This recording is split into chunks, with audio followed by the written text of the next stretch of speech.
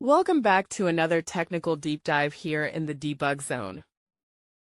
Today we're tackling a big question and breaking it down with insights from other users. Hopefully this clears up some misconceptions and helps you get the answer you need. So buckle up, stay a little curious, and let's jump right in.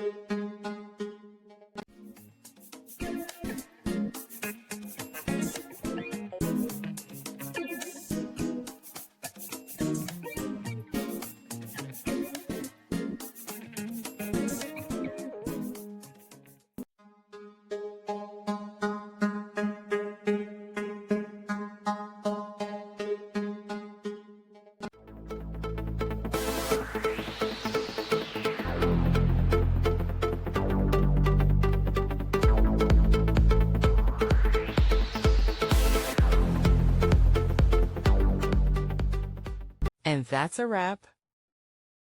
I hope you found the answer you were looking for. If you did, take a second to hit that subscribe button. It really helps out. And let me know in the comments which solution worked best for you. See you next time in the debug zone.